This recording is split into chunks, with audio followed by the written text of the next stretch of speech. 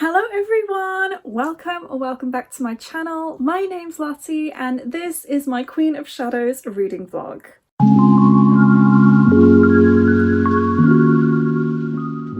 This has been a long time coming. It's been a really long time since I feel like I've continued on with this series. So first and foremost, this is a part of my Throne of Glass reading vlog series where I vlog myself reading all the books in the Throne of Glass series, and it is going to be spoiler filled. So if you have not read this series yet and you intend to and you don't want to be spoiled, I suggest clicking away now and coming back when you have read it, or if you just don't care about spoilers, keep watching. Queen of Shadows, book 4 in the Throne of Glass series. I honestly cannot remember a lot of what happened in Heir of Fire. I actually had to watch my vlog for Heir of Fire to kind of jog my memory, and everything that I talked about in that vlog I can't remember happening. So we will see how I'll get on with Queen of Shadows. So obviously the most recent one that I read was The Assassin's Blade, but because it's a prequel book full of short stories, it kind of isn't really relevant to what's going on in terms of the overarching plot at the moment. So it's going to be very interesting how I get on with this one. I didn't enjoy Heir of Fire very much. I rated it 3 stars and nearly DNF'd it at one point as well. So I'm a little bit apprehensive with Queen of Shadows, but I'm also really excited. I really want to continue on with this series. Since I read Heir of Fire, a lot has happened in terms of me reading Sarah J Maas. I've reread 2 books in the ACOTAR series. I have read and been in love with and obsessed with the Crescent City series. I got a Sarah J Maas tattoo.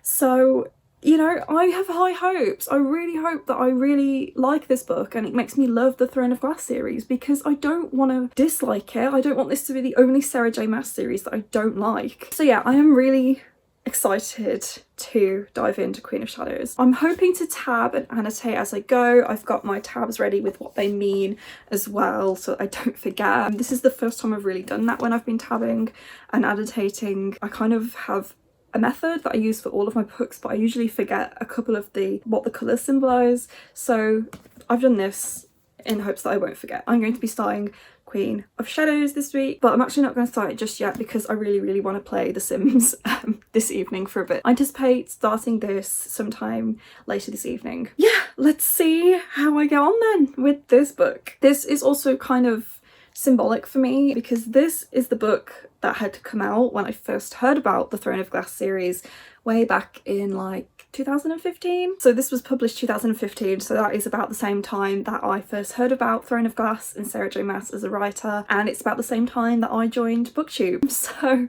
yeah, it's crazy to think that it's been that long. And yeah, it's been that long since I first heard about this series and wanted to read it, and I'm finally getting to the book that made me want to read the series. So yeah, we'll see how I get on with it. I'm very excited, also very nervous. I feel like I need to give you a reading update even though I haven't really read much. I am currently 86 pages into Queen of Shadows and I am into it. I'm very pleased that it sort of gripped my attention immediately. I've just not been reading a lot because I've been playing a lot of Sims. Friday today, so I only have like 3 days left of my leave from work. Definitely not going to finish this before I have to go back, but I kind of want to come out of my simming mode where I'm so enthralled I can't focus on anything else, get back into the real world basically. So I'm probably going to spend a lot of today reading. I do need to edit a video. My initial thoughts, I'm into it. I'm into kind of what the established plot of this book seems to be. So Aelin, and I like that this is the first book where she is firmly Aelin instead of kind of, is she still being referred to as Selena? Is she still being referred to as Aelin? I like that this is the first one really where she is Aelin and has sort of taken back on that role of being like the heir to the throne and everything. She's trying to get that 3rd word key, I think, off a Robin. So she needs to like assassinate him, but her cousin is like basically going to be executed. So she needs to rescue her cousin first. So there is an interesting established plot in this, and I feel like there's definitely a lot of different threads that are going to be followed throughout the book. I'm very interested in what's going to happen, which is good because I didn't feel like that for Air of Fire. So yeah, I'm very, very invested. And also Sarah J Maas's writing is a lot better in this one. I think this came out around the same time as the first A Court of Thorns and Roses book, and that was the first one of her books that I read, and I liked that because of, not necessarily because of the writing style, but it was, you know, not as bad as Throne of Glasses. So I feel like because she's sort of established her writing style a bit better, it's a lot more enjoyable to read instead of feeling really, really confusing. And that's another thing as well with Air of Fire, you kind of are in a completely different part of the world, and there's a lot of world building that's just thrown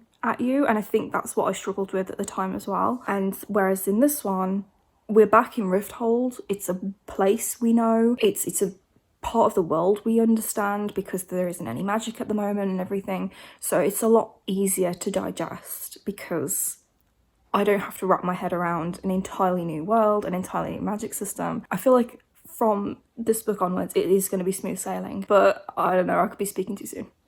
So we'll see. So yeah, I need to edit that video today, and then I'm going to spend the rest of the afternoon reading. I'm just currently watching Becca's latest vlog because that's what I wanted to do while I ate my breakfast. So I'm going to finish that, and then I'm going to edit that video, and then I'm going to read. I just read the scene where they rescue Adian. Oh my god, it was so good. So much action. I'm really tense. I loved it. I loved it so much. Oh my god. I don't have a clue of what could happen next. I thought that this would happen a little bit further into the book, but it's like 150 pages in. So I guess Aylin's next step is to try and kill a Robin or whatever his name is. Yeah, I don't know. I don't know what could happen next.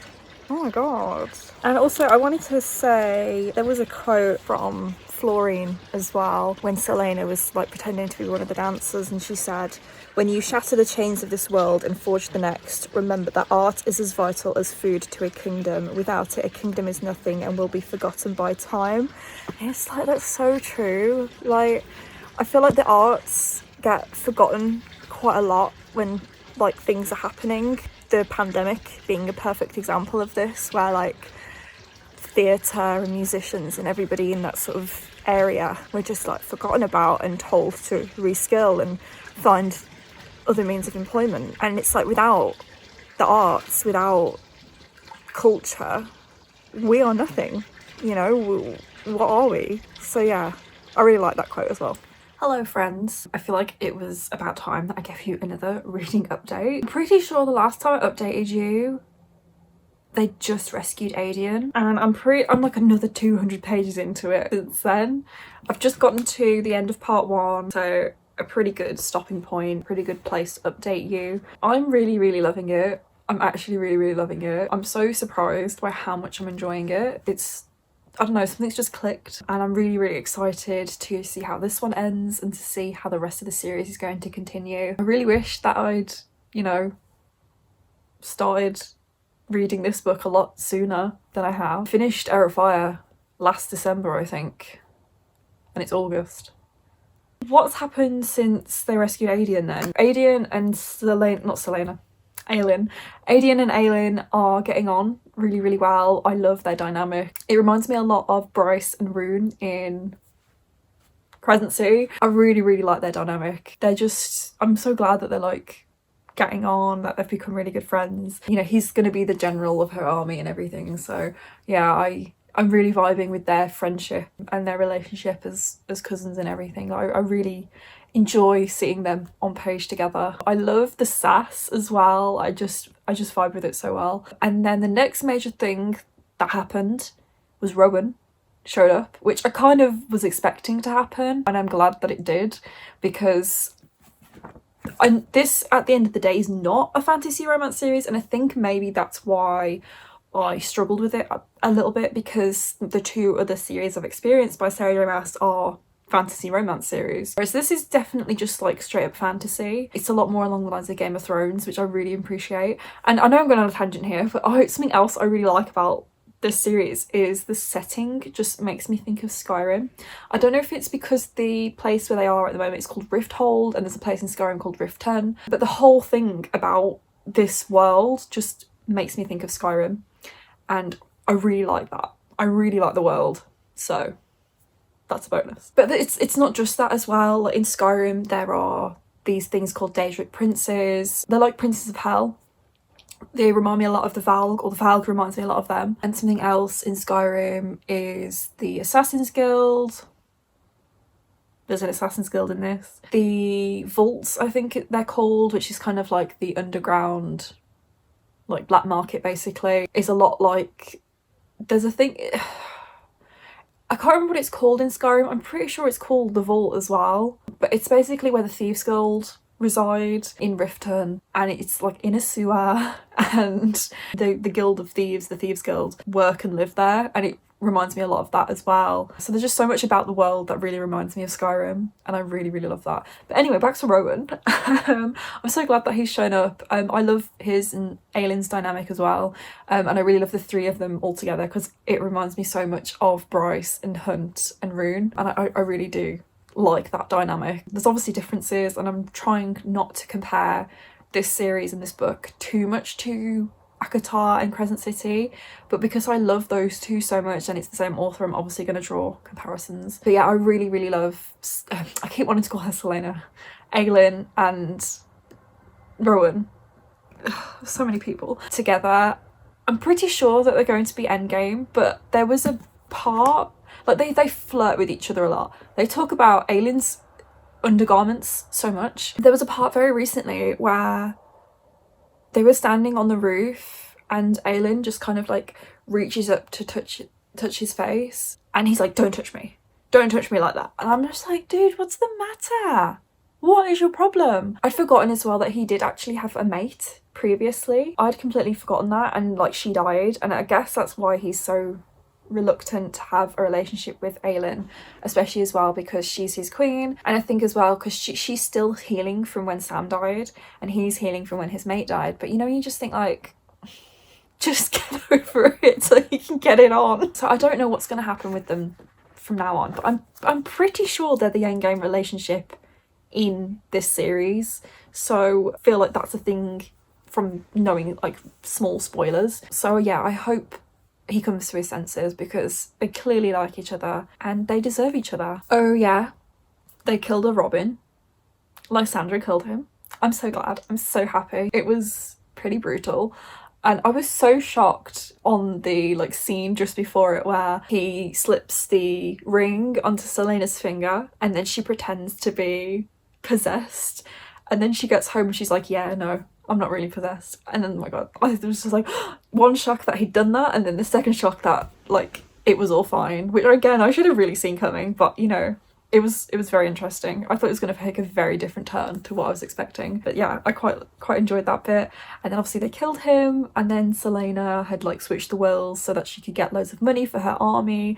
I'm just kind of like, where is it going to go now? Because the kind of main plot of the book that I thought was the main plot of the book was rescue Adian, kill a Robin, and we've got like half, well, just like under half of it left, and I have no idea what is going to happen next. I don't have any theories. Ael keeps talking about destroying the tower to free magic, so I feel like that's probably going to happen by the end of the book. But other than that, I don't know. And then there's stuff going on with Manon as well. Every time we go back to her perspective, I'm not quite as invested.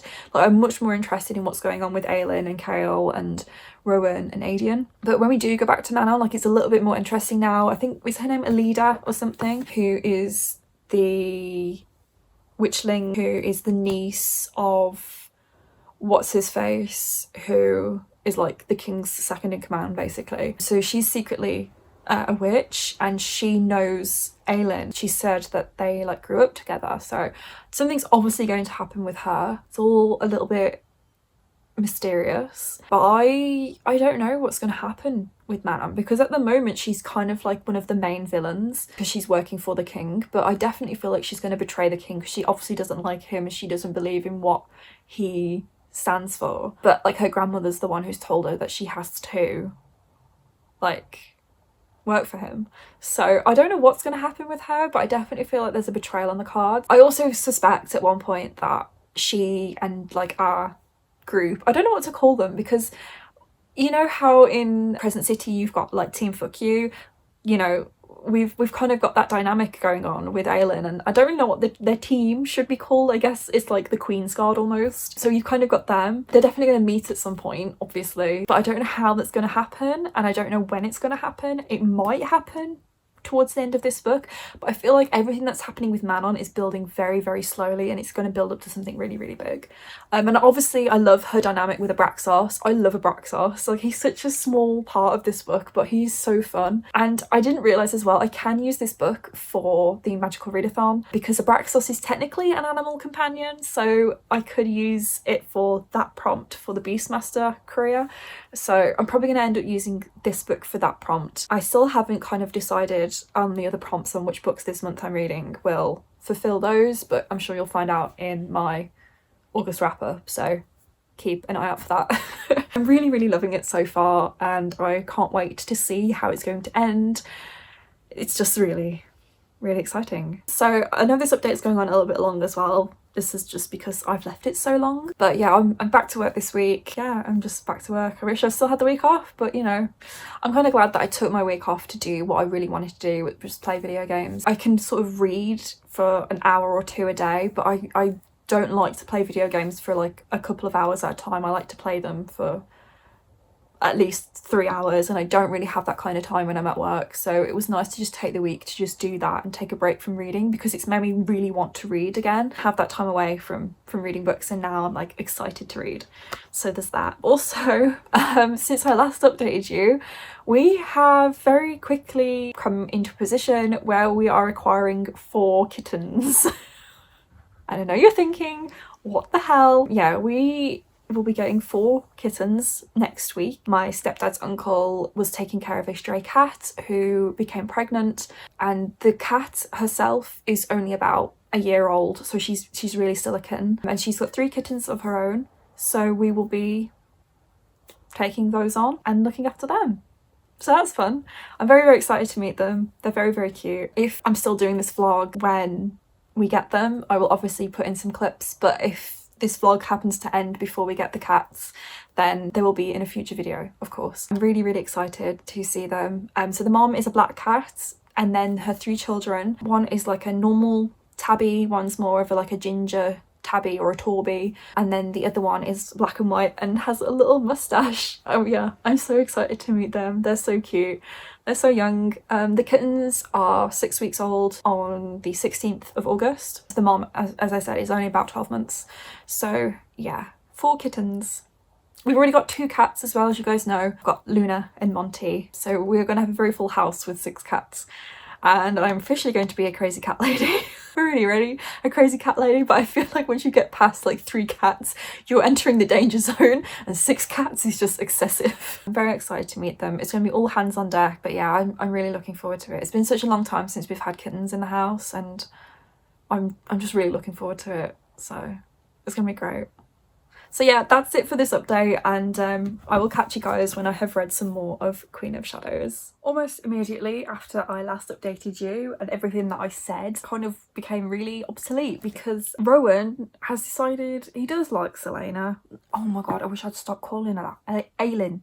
Her name is Aelin. Rowan's decided he likes Aelin. I can't remember where I left off when I last updated you. I've read a little bit more. In fact, I have about 100 pages to go, so this will probably be the last update before I finish the book itself. Some drama went down. They kind of finally met Manon, and Aelin saved her life, and she's already sort of repaid that debt by telling them that Dorian is still sentient, basically. So yeah, I'm really having a great time reading this. I don't know what I'm going to rate it yet, whether it's going to be a 4 or 5 star. I'm just really enjoying it, and especially seeing Rowan and Aelin's relationship kind of become more intimate. I feel like one of the main reasons that Rowan is saying that he wants to wait to really get it on with Aelin is mainly publishing reasons, that Sarah J Maas wanted to wait until she was allowed to start putting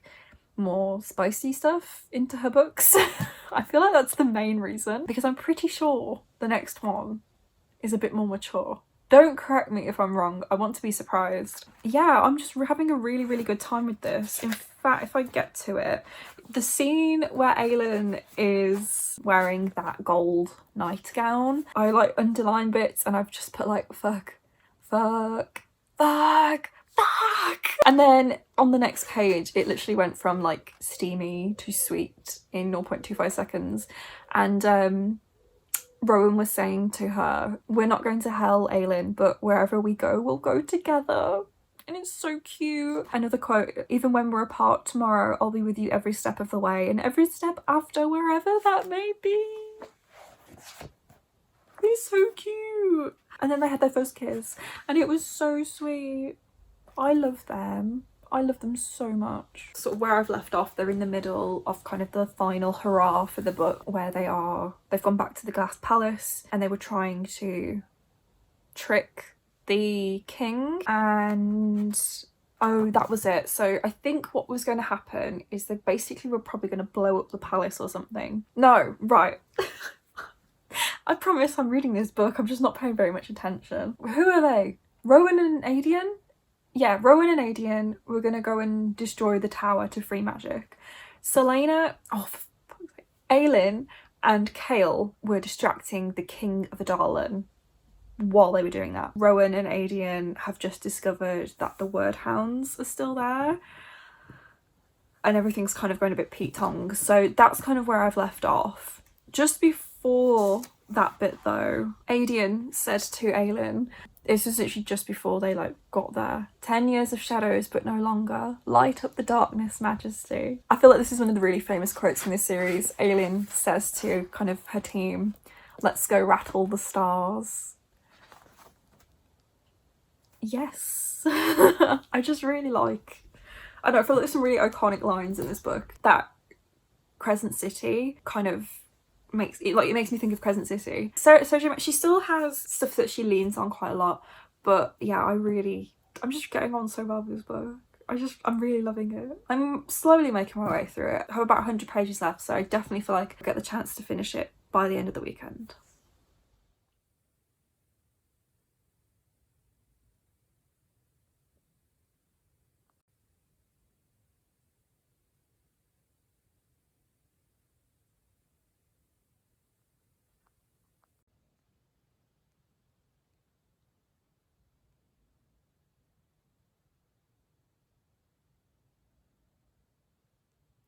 I finished the book.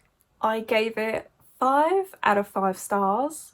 I think it got 9.07 on Corpile, which is more than what House of Sky and Breath got. So yeah, I really enjoyed it. I'm so shocked at how much I enjoyed it, especially with how I felt about Air of Fire, but this just, I don't know, it was just really good. I'm quite glad that I allowed myself to take my time with it. It took me about 2 weeks in total to read, which is longer than I wanted to spend on it really, but I'm kind of glad that I just took my time with it and actually sort of absorbed what was going on in the book. I feel like we've gotten to know our core characters so much better, and the way it left off, it's like there is no conclusion really. Like it has an ending and it's not open-ended, but obviously because it's the middle book in a series, you don't have all those resolutions, and I quite like the way it finished kind of one story arc in Rifthold and with the King of Adalin, and now we've got a couple of books to go before the big finale. You can now see how, what's it called, Tower of Dawn is like set on a different continent with what happened to Chaol and everything. I can't remember where I last left off when I last updated you. I just showed you a clip of my reaction to like the big reveal with the king. I feel like it was a bit of a cop-out. I don't really like that it wasn't really him all along and that he was kind of like being controlled. I kind of wish that he was a proper baddie, but I'm glad that he's out of the picture now, because as a villain in general I didn't really like him, but I also don't particularly like Perrington as a villain either, because I don't know, I guess it was because it was a red herring in the first book, where in the first book I felt like he was just a bit of a loser more than anything. I don't know if I'm misremembering or what, but I guess that would have been a bit of a red herring situation. So yeah, I wasn't really that impressed with that sort of reveal at the very end, but everything that was happening in those closing chapters was very exciting. I loved it. It was all very dramatic. Kale can't walk. Kale is paralysed. Like, what the heck? I'm very intrigued to see what's going to happen to him in Tower of Dawn. But I'm also very excited for the next book, Empire Storms, because I really want to know what's going to happen next with Rowan and Aelin and Adian and Lysandra. I love those four. I love them. They're just awesome. And what's her name? The girl, the witchling girl, Elide or something? I'm curious to know what's going to happen with her as well. She's got the rock that, what's her name, Caltaine gave her and was like, find Selena Sardothian. And she's like, who is Selena Sardothian? And now she's off to Terrasen to see Aelin.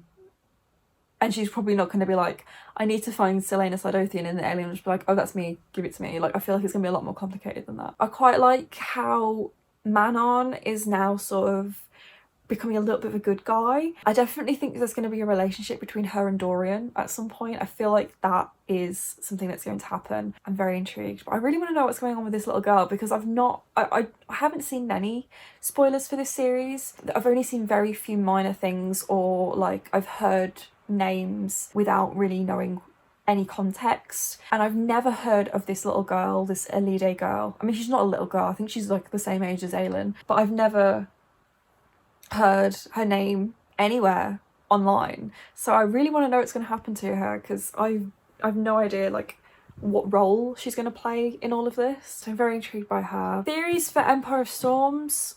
I don't know. I honestly don't know. Obviously they're in Terrasen now, so I feel like it's going to focus a lot on Aelin sort of establishing herself as queen. Dorian has got a lot to do, as well as he's now the king of Adalin. So yeah, I honestly have no idea. I feel like Elide is going to go to Terrasen and see Aelin and meet up with Aelin. I think Lysandra and Adian are going to get together. I think that Rowan and Aelin are finally going to get it on, and there will be an on-page spicy scene. I definitely feel like the reason why they haven't done anything yet is less to do with plot and more to do with publishing. I don't know. We'll see what happens with that. And then obviously we won't see Kale for another book. I don't know if Dorian will be in Empire of Storms, because he's still on the same continent as Aelin and everyone, but he's back in Rifthold, he's back in Adalin, so I don't know. I honestly have like no theories, no idea. I don't think I've got anything else to say really about Queen of Shadows. I really enjoyed it, that's just the main thing. I'm really excited for Empire of Storms. I'm hoping that until the end of the year I can read one book a month in this series. So I've got 3 books left, there's 4 months left of the year. I should, in theory, be able to do it. Obviously, Kingdom of Ash is really long, so if need be, I can probably split that between November and December. But yeah, I would really like to finish this series before the end of the year, especially while I've got my momentum going, because I feel like I'm going to 5-star the rest of the books in this series. And it's made me really interested in revisiting it at some point. I never thought this would be a series I was going to reread after how I felt about the first sort of 3/4 books, where they've basically just been 3 stars. I think I rated Crown of Midnight 4 stars, but the others have just been like a 3-star read for me, and it's not a series I probably would have ever reread unless I wanted to like try and get some theories for Crescent City as a series. But I definitely think I'm going to reread this at some point in the future, especially to sort of see how I feel about the first 3 main books again. I mean, I liked Crown of Midnight, but I didn't particularly care for Throne of Glass, and I didn't like Heir of Fire. So I'm very interested to see how I'd feel about them on a reread, knowing what I know now about the characters and what I'll know after like finishing the series as well. So yeah, I'm just really excited to start Empire of Storms, and I really love this. I can see why this got so much traction when it came out, and kind of why this was the book that put this series and put Sarah J Maas as an author on my radar, because this I think is one of her better books, especially compared to her first few in this series in particular. But yeah, it's not quite a favourite. It's my favourite in the series so far. I feel like Kingdom of Ash as a finale will probably take the top spot for my favourite book in the whole series, but we'll see. But yeah, that was my Queen of Shadows vlog. Thank you so much for watching. Let me know your thoughts in the comments down below if you have read this book. Please do not give me any spoilers for the series. Don't let me know if my theories are correct, if they're incorrect. I don't want any sort of hints. I like to go in blind as possible. But please let me know your thoughts on Queen of Shadows and Throne of Glass put up to this point, and if you think I will enjoy the rest of the books in the series as well. If you haven't already and you would like to be, please do consider subscribing. I post a new video every single week. That's it from me today though, guys. I'll see you soon.